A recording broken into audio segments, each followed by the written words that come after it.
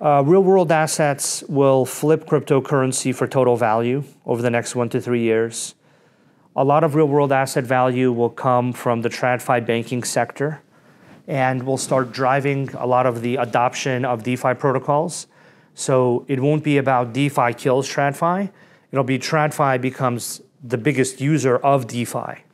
That, I think, is a counterintuitive, non-obvious thing for people. And what does that mean for who's going to win in the DeFi set of protocols? Regulation will become both clearer and lighter and more beneficial to the whole crypto industry. That's going to happen over the next 2 years. That's going to open up a lot of things. Central bank digital currencies will emerge. I don't think that'll be a negative thing. I think that'll put more purchasing power on chain and allow more value to flow into DeFi protocols and into tokenized TradFi systems. So central bank digital currencies will start creating even more purchasing power, which will drive a lot of that boom.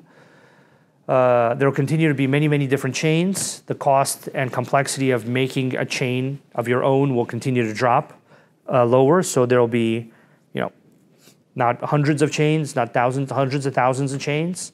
Chains will eventually be as common as databases, and all those chains will be stitched together in a seamless way, the way that TCP/IP stitches together the internet.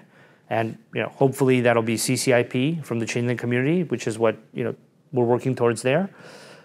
That'll significantly change how people build applications, because instead of saying, hey, I have to launch in this chain or this chain because that's where my user base is, they'll be able to launch on their own chain, and then their user base will be all the chains and all the users on all the chains, because they'll be able to be connected to all of those.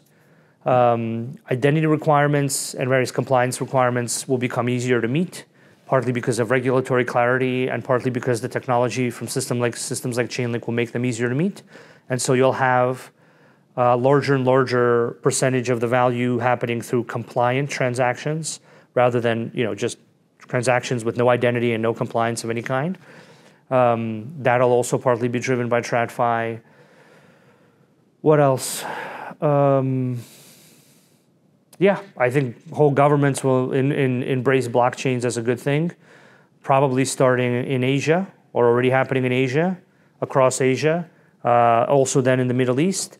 I think there will be a very big corridor of blockchain transactional activity between the Middle East and Asia, doing various valuable transactions for real-world assets, commodities, all kinds of things across those two geographies, which are both kind of in a state of reinventing their infrastructure and eager to transact with each other and looking for a way to do those transactions in a way that's trust minimized. That'll be an interesting and valuable corridor of transactions. I think those are probably the things that I think would be right now not totally obvious to everybody, that I think are very likely to happen.